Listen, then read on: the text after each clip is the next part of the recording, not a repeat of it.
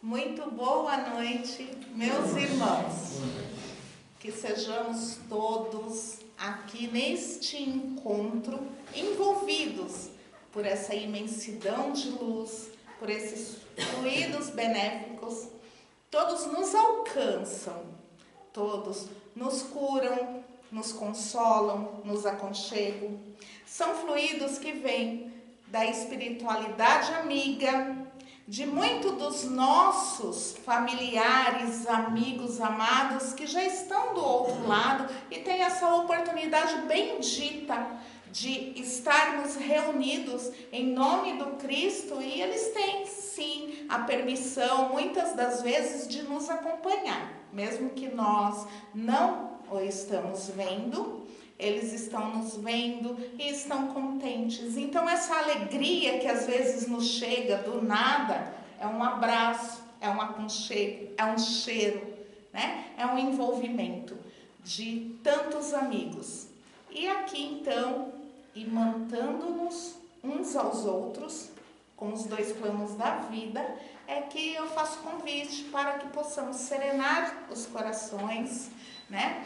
Entrar numa reflexão, numa oração, num estado de encontro, conexão, buscando da luz do Mestre Jesus, buscando dessas benesses que nos chegam desta equipe espiritual amiga, que já desde cedo prepara o ambiente para mais esta palestra, esta fala do Evangelho, que possamos nós, os que falam, os que ouvem, todos nós, em todas as formas de vida que aqui nos apresentamos, possamos extrair desta palavra rediviva, deste Evangelho que cura, todas essas benesses e transformá-las em nossa vida, no arado,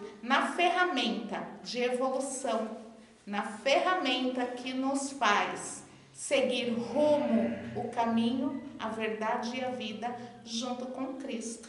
E assim é que pedimos a permissão para a palestra desta noite, dizendo: Pai nosso que estais nos céus, santificado seja o vosso nome, venha a nós o vosso reino, seja feito a vossa vontade, assim na terra como nos céus. O pão nosso de cada dia nos dê hoje. Senhor, perdoa-nos as nossas ofensas, assim como perdoamos a quem nos tem ofendido. Não nos deixes cair em tentação e livra-nos, Senhor, de todos os males. O maior deles, estarmos apartados dos teus ensinamentos e de ti. Que assim seja. Graças a Deus. Muito bem, meus irmãos. Então, hoje nós estamos, desenvolvendo este trabalho do livro Boa Nova, que não é um livro comum, é um manancial.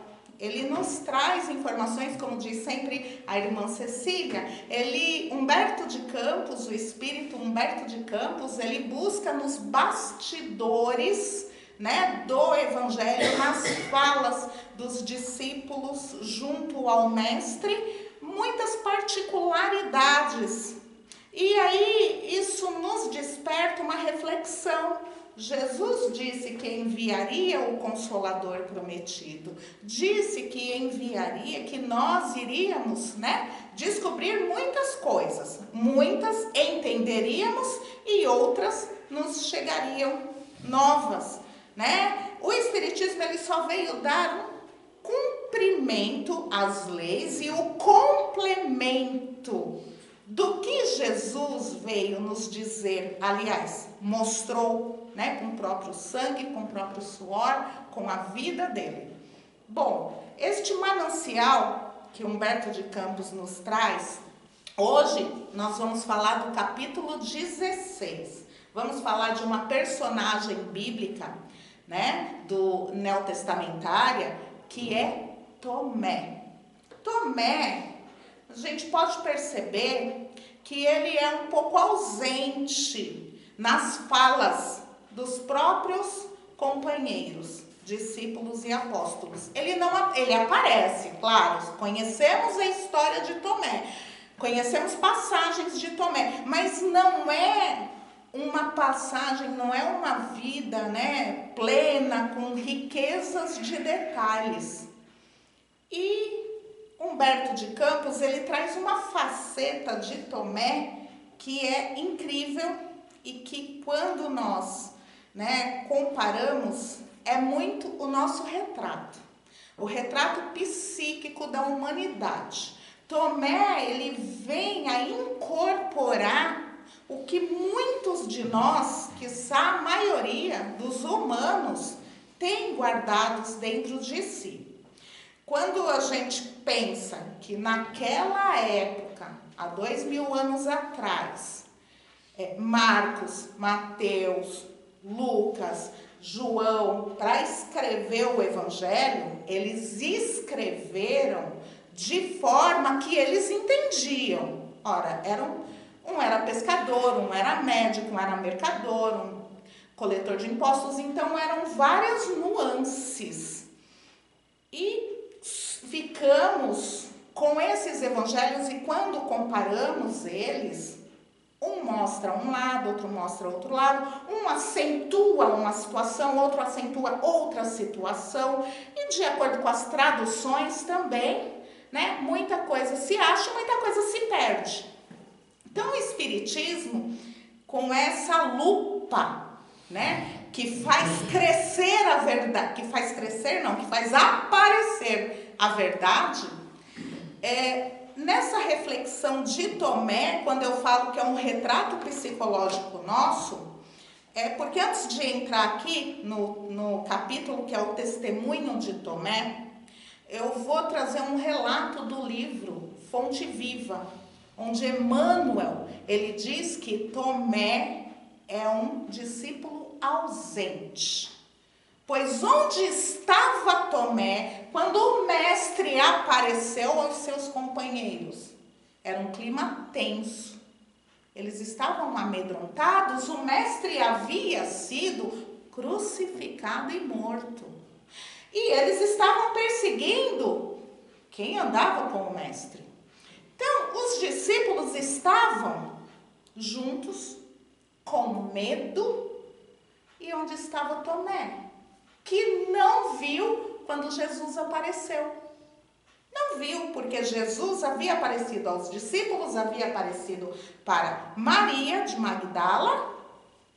E onde estava Tomé? Que não acreditou. Ele não acreditou que Jesus apareceu. Ele exigiu, diz Emmanuel, ele exigiu provas. Ele exigiu um sinal dos céus, ele não confiou nos amigos, companheiros, não confiou naquelas mulheres que estavam falando, olha, o mestre está vivo. Não, ele simplesmente queria um sinal dos céus. E aí, isso diz muito sobre nós. Jesus, quando escolheu cada discípulo, ele buscou muito bem retratar a todos nós. Nós nos enxergamos um pouquinho em cada um deles, com suas virtudes e seus defeitos. Porque a ausência de Tomé, ela fala muito sobre nós. Ela fala muito que nós queremos um sinal dos céus. Nós sempre queremos, olha, Senhor, eu vou fazer uma promessa. Eu vou ficar 1 ano sem cortar cabelo, tudo bem que eu vou economizar no cabeleireiro, né? Mas eu vou ficar 1 ano sem cortar cabelo para o Senhor me dar isso. Ou eu vou ficar sem fazer a barba, vou ficar barbudo, economizar gilete, não vou no barbeiro, uma graninha guarda, mas não é para isso, é para ganhar aquilo. Então nós fazemos essa barganha porque ainda está muito inserido em todos nós o catolicismo, que somos frutos, porque realmente fomos católicos ou frutos porque éramos obrigados a ser, já que teve uma época que o catolicismo dominou a todos. Como nós nascemos e renascemos, Nós temos culturalmente isso inserido em nós. Então, essa barganha diz muito sobre nós. Ela diz assim: poxa, eu faço tudo que eu tenho que fazer? Eu desempenho todas as minhas funções? E eu não estou falando de uma função teológica, religiosa, de qualquer tipo de associação com a religião. Eu estou falando como um cidadão. Como um cidadão. Eu reclamo do SUS, eu reclamo da cidadania, eu reclamo da segurança, eu reclamo de tudo. E muitas das vezes temos razão. Mas espera, quando tenho um professor de qualidade, eu estudo para aproveitar o que ele tem para me passar? Ou eu, como mãe, como pais, eu exijo que os meus filhos façam o que deve ser feito, ou vou lá brigar com a professora? Quantas vezes nós não vemos histórias de que o professor foi desacatado e ainda apanhou dos pais? Porque as crianças hoje em dia não podem ser afrontadas. Então, quando eu digo que fazemos a nossa parte, eu estou falando como cidadãos, cidadãos do mundo, né? Não estou falando nacional, né? Eu estou falando de cidadãos do mundo como cidadãos. Fazemos a nossa parte quando nós trabalhamos, quando tem um empregador, né? Ele nos emprega. Nós desenvolvemos ali, né, um serviço que ele contrata o meu serviço, eu ganho por isso. Então é uma troca, não é de graça. Se ganho muito, se ganho pouco, não me interessa. Eu assinei um contrato, então eu tenho que oferecer isso para ganhar isso. E aí o que dizer daqueles colegas ou nós mesmos quando praticamos o presenteísmo? Que nada mais é que eu estou lá trabalhando, mas não estou trabalhando. Estou no celular, estou batendo papo, estou enrolando, né? Isso existe. Isso quando não existe aquele, eu acho que eu estou doente. Deixa eu arranjar um atestado aí e ficar em casa uma semana. Então, quando eu digo que Tomé exigia algo, mas ele ofertava, ele era companheiro dos discípulos, dos companheiros, ele estava junto, ele se esforçou. Então começamos aí a reflexão, essa reflexão vem de Emmanuel, mas agora vamos entrar no texto do livro Boa Nova, né? O médium psicógrafo é o Insigne, irmão maravilhoso, nosso querido Chico Xavier.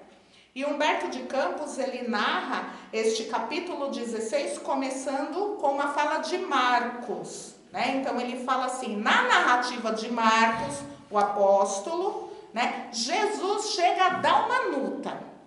Dalmanuta era uma das cidades que ficava ali no lago, né? Da região do lago, onde os pecadores, né? Somos todos nós. Onde os pescadores retiravam o seu sustento, né? Então eram várias cidadezinhas e Jesus estava fazendo o seu ministério da Boa Nova em todas essas cidadezinhas. Então quando ele chega a Dalmanuta, ele é recepcionado pelos fariseus, doutores da lei.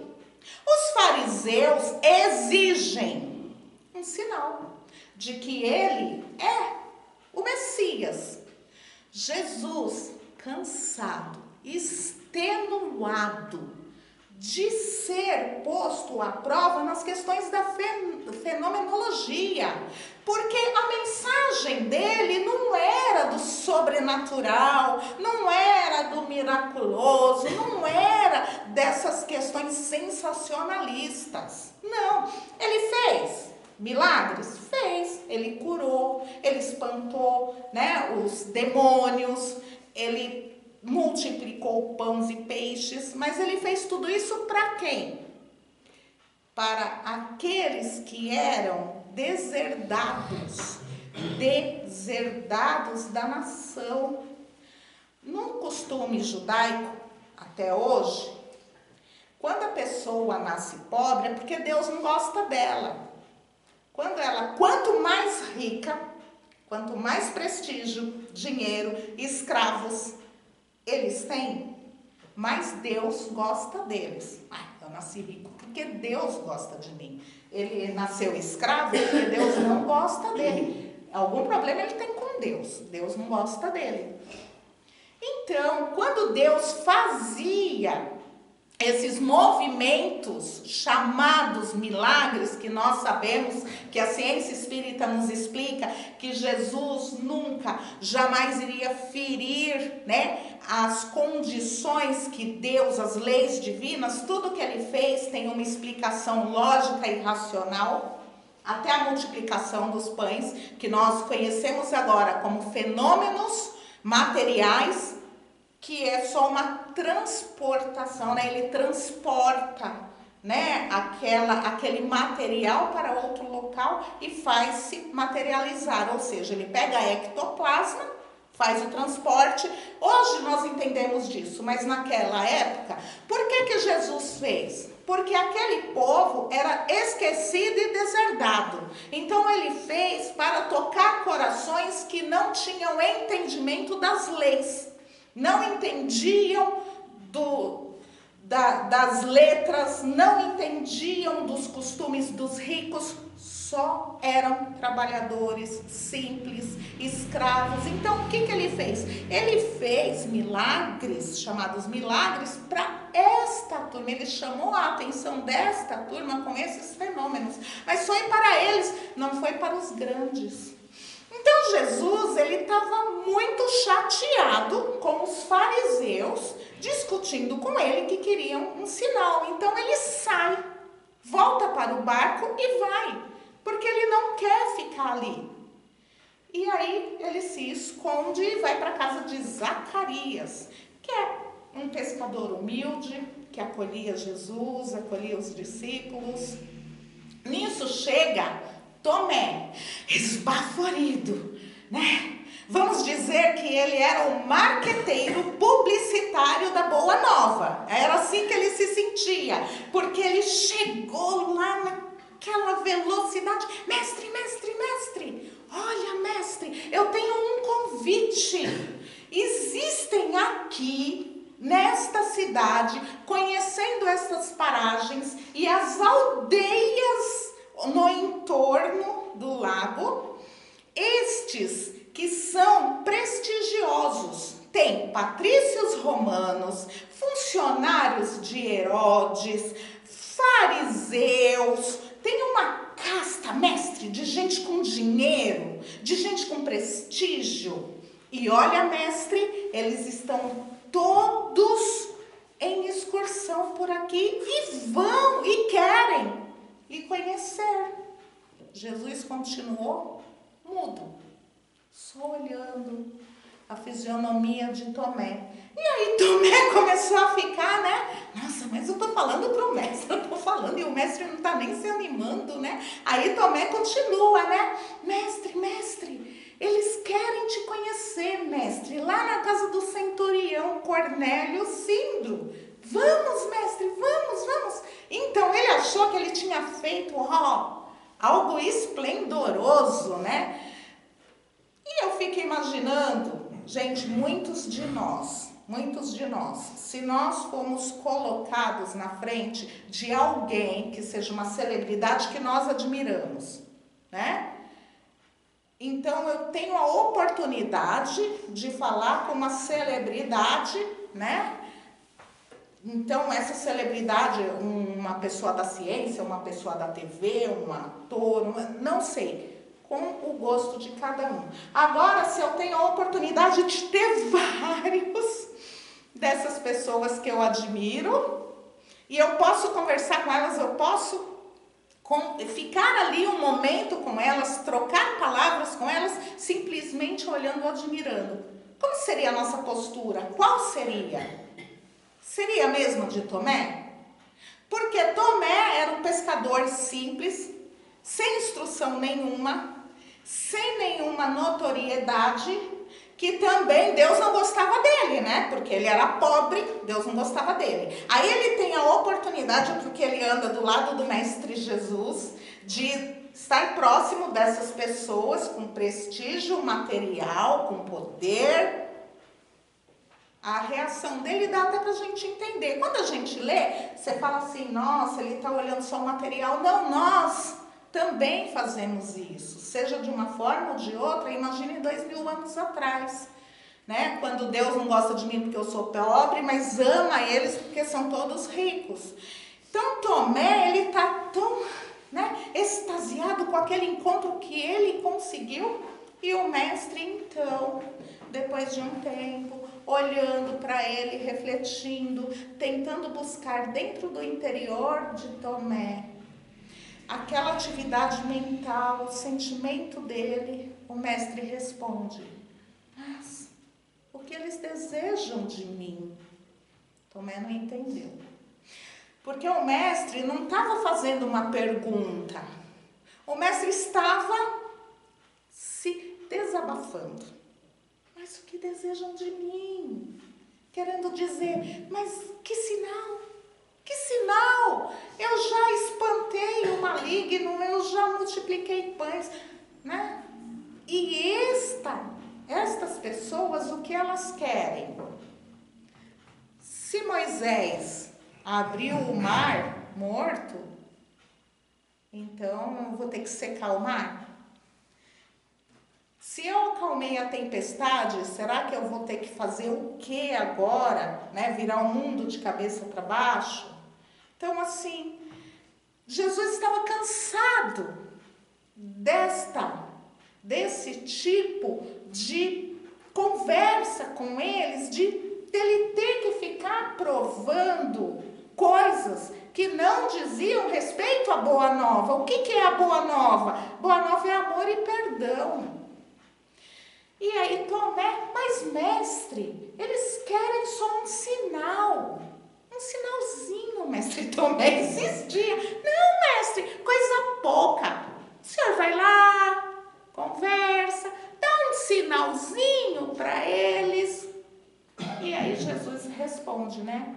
Vai e diga que o que eles precisam é encontrar Deus no coração. Gente, existe todo um roteiro, existe toda uma conversa, tá? Que eu convido todos vocês a lerem, porque eu estou trazendo aqui uma síntese, né? Eu estou trazendo um resumo, mas a conversa é muito grandiosa, né? Então Jesus fala para ele ir falar que não precisa Jesus aparecer para que eles encontrem o reino dos céus, porque o reino dos céus está dentro de cada um, desde que cada um esteja disposto a encontrar o reino dos céus.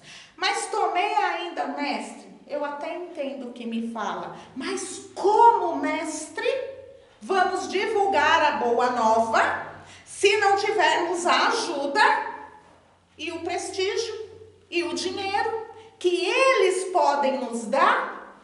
A boa nova tem que ser pregada. Estou falando marqueteiro, publicitário, começou lá 2000 anos atrás, né? Essa questão de ele quer espalhar a boa nova, quer fazer propaganda da boa nova, para isso precisa de dinheiro, de prestígio. E Jesus novamente com aquela serenidade, com quem lida com uma criança, né? Ele fala, Tomé, presta atenção. O que precisa é ter a seguinte conexão. Deus é o Pai da vida. Deus é o Pai das leis divinas. Então, esses de hoje que são reis, que são grandes, que têm dinheiro, que têm prestígio, vão deixar tudo isso na sepultura. E todos os grandes que passaram também deixaram na sepultura, e muitos deles nem nos damos conta mais, o mundo já não os conhece, não conhece suas obras, porque foram todas elas baseadas na matéria. Mas as leis de Deus não passarão, tudo morre, menos as leis de Deus. E aí Tomé, tá certo, mestre, tá bom, mas mestre, de novo, mas mestre, qual é o sinal? Qual é o sinal que eu posso ter certeza de que eu estou no caminho? E aí Jesus fala: uma única lágrima que secardes do teu irmão, quando você se coloca no caminho com ele, quando você fecha os olhos para as grosserias que às vezes ele te desfere, quando você o ama, quando você vive a penúria dele com ele lado a lado e quando você o perdoa. Este é o sinal.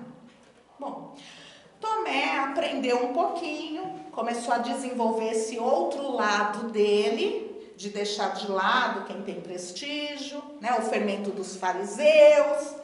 Deixou de lado, né, o fermento dos fariseus, a discórdia, né, tudo o que faz crescer no mundo material, no egoísmo, no orgulho, né? Então, Tomé aprendeu uma parte, um pouquinho. Só que quando começaram os tormentos, relata Humberto de Campos, quando começaram os tormentos de que Jesus estava sendo perseguido e Jesus foi preso, nossa, Tomé desmoronou, ele ficou acabado, porque ele pensou assim, mas eu achei que ele era o Messias. Tomé teve essa dúvida. E nós não temos? Quando algo que a gente pede para Deus não acontece quando queremos, como queremos, nós não temos essa dúvida também? Olha aí, mais uma vez o Tomé nos representando. Quantas vezes somos falhos quando tudo dá errado? Porque quando tudo dá certo, tá tudo bem, né? Ai, obrigada, Senhor. Mais nada. Mas e quando começa a estar dando tudo errado? Quando vem uma atrás da outra, uma na frente da outra, quando desmonta o barranco em cima de você. Nós damos o testemunho? Será que damos? Tomé, ele se deixou abalar. E quando Cristo foi preso, ele fez como todos os outros. O único que ficou foi Maria, mãe de Jesus, Maria Madalena e João, o evangelista. Porque o restante fugiu. E Tomé fugiu também. Só que Tomé, isso não está relatado nos evangelhos, porque os evangelistas nem ficaram sabendo disso. Tomé voltou fantasiado para esconder que ele era um pescador, seguidor de Jesus, mas ele veio num disfarce e ele acompanhou toda a trajetória de Jesus. Então ele viu desde o esguichar do sangue pela face de Jesus, por conta da coroa de espinhos, ele sentiu os pés de Jesus tremerem, porque ele ficou lado a lado. Ele acompanhou toda essa trajetória até o Gólgota.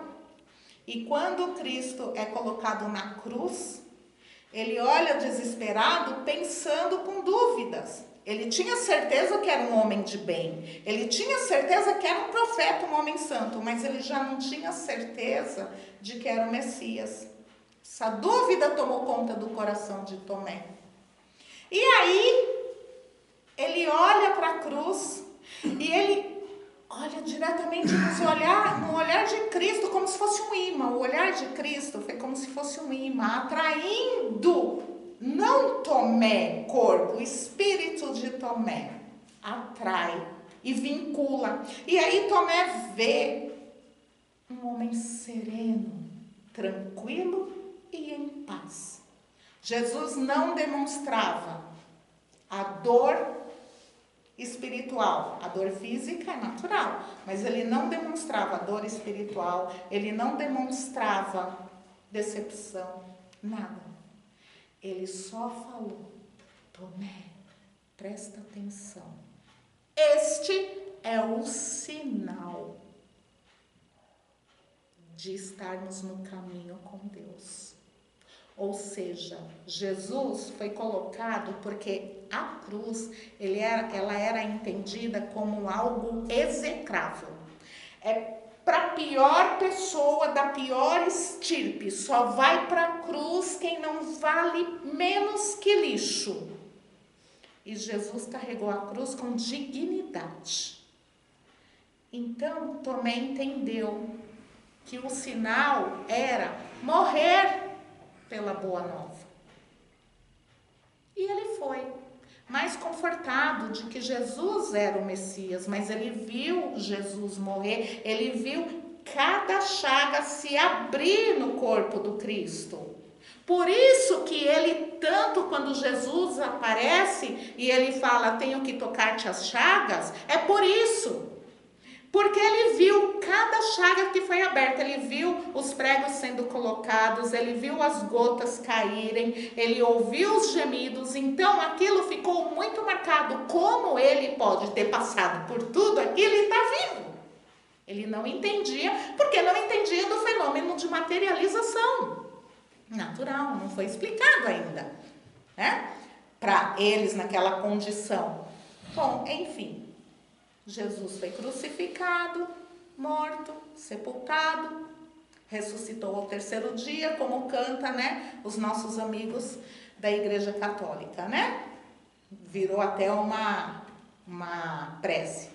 Enfim, quando começam a ver o Cristo e ele não acredita, e aí, quando Cristo aparece para ele, materializa, dá as chagas para ele tocar, quando ele toca, ele sente a ferida, e aí se descortina para esse homem tudo que era incerteza, tudo o que era preguiça mental, a preguiça de pensar, tudo o que era desconfiança, tudo o que era indigno de um ceareiro fazer, ele deixou de lado. Porque ali ele entendeu quem era o Cristo, qual era a missão. Porque todos eles esperavam um Messias rico, poderoso, que viesse para tomar conta, fazer com que os hebreus dominassem a terra toda. Né? É isso que tem até hoje para eles, é isso que eles pensam. E Tomé foi criado assim. Então, quando Tomé entende, quando ele toca naquela chaga, é como se abre um novo caminho, porque aí eu fico imaginando o que passou na cabeça dele. A conversa em Dalmanuta, né? Fico imaginando a trajetória no Gólgota e ali pondo a mão, passou um filme na cabeça dele. Pronto. O que Tomé fez? Tomou o Evangelho e levou para todo o Oriente Médio, levou para a Índia, levou para sul da China, tanto que o espírito de Amélia Rodrigues, num livro chamado Fonte de Luz, deixa eu ver se é, A Luz do Mundo, vem relatar que Tomé foi martirizado por espadas e flechas na Índia, numa cidade na Índia, depois de muito apresentar o Evangelho do Cristo para todas essas passagens que ele fez. Então, o recado que eu trago aqui hoje é: não interessa se até hoje nós somos exigentes, esperando cair do céu e deixando nós para trás sem fazer, não tem problema. Porque se Tomé conseguiu, com os recursos que ele tinha naquela época, imagine nós com o recurso do Espiritismo, que além de nos aconchegar e consolar, porque o Espiritismo é uma mensagem consoladora, ela é uma mensagem esclarecedora, ela é uma mensagem que vem assim: fenomenologia não converte ninguém. Se fosse assim, muitos dos cientistas que estudaram médiums, tal como Richer, né? Charles Richer, prêmio Nobel, né? Em 1900 e alguma coisa, 13, 15, não me lembro, ele falou assim que o espiritismo era o quê? Era uma invenção da própria mente. Mesmo depois que ele estudou por mais de anos fenômenos, cortando a barba de espírito, cortando o cabelo, medindo, colocando peso, pesando na balança, mesmo assim ele não acreditou nos fenômenos. Como Richer, existem vários, porque não é a fenomenologia que converte, a fenomenologia atrai os que querem espetáculo. Os que querem por curiosidade e os que querem ganhar. O que o Espiritismo traz para nós, a proposta é: fora da caridade não há salvação. Porque esta proposta, a gente pode aplicar ela na nossa vida sendo espírita, católico, evangélico ou até ateu. Fora da caridade não há salvação, é essa a proposta. Então esse Tomé retrata o que nós temos de nós. Mas agora, ele retrata o que nós temos de nós, homem velho. E como homens novos, vamos fazer como ele? Vamos seguir com o Cristo? E aí, para finalizar, tem uma historinha para a gente sintetizar bem esse capítulo, que diz que tinha um mestre e o seu discípulo, e eles estavam no caminho. Era escuro, uma floresta. E aí o discípulo pega e fala: mestre, como eu sei que estou no caminho certo? Qual o sinal? Qual a senha? Como ter a certeza de que o meu passo é certeiro? É assertivo? Como não perder tempo? O mestre vira para ele e fala: tens a tocha na mão? Ou a lanterna? Vocês sabem? Tenho. Coloca aí. Até onde ela ilumina? Até ali. Dá para dar quantos passos? Dá uns bons passos. E quando você chega lá? Aí eu tenho mais alguns bons passos. Então, é assim. Quando você faz o certo, agora que você sabe que é certo, você vai continuar fazendo o certo por hábito. Então, essa história, ela traz pra gente o quê? A gente pratica um pouquinho, todo dia. Um passo certeiro, outro passo assertivo, e a gente vai praticando. Porque se tá certo hoje, amanhã nós vamos fazer certo, e a semana que vem certo, e todos os dias certo, com certeza estamos no caminho certo, porque tá tudo dando certo para nós e para os outros. Então, é com essa reflexão deste manancial Boa Nova que eu convido a todos para lerem esse livro maravilhoso, né?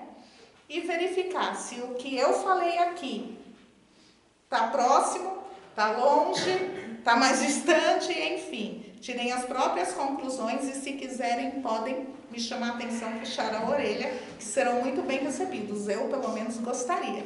Tá bom? E aí eu convido a todos, então, para que possamos fechar os nossos olhos e agradecer, primeiro, a Deus, nosso Pai, ao nosso Mestre amado Jesus, à equipe espiritual amiga, a todos aqui presentes, que nesta comunhão, neste momento, onde a luz do Cristo nos ilumina o coração, esclarece mentes, nos convida às reflexões, aos caminhos tomados, às mudanças de rumo, que nos convida, Senhor, a sermos a cada dia um pouquinho melhores, um pouquinho de cada vez, listando os nossos defeitos e um a um, devagarzinho, tentando até extirpá-lo. Por quê? A transformação é para todos, mas o tempo que isso vai ocorrer depende de cada um. Então, Senhor, que sejamos assertivos, que sejamos mais rápidos e que tenhamos na nossa mente, no nosso coração, que não estamos sozinhos, estamos sempre acompanhados. Mas qual é a companhia? Que seja, Senhor, a da luz e a da paz. E assim é que pedimos a permissão para findar a palestra de hoje. Agradecidos que somos, só podemos, Senhor, louvar e honrar a Ti para todo sempre. Que assim seja. Graças a Deus.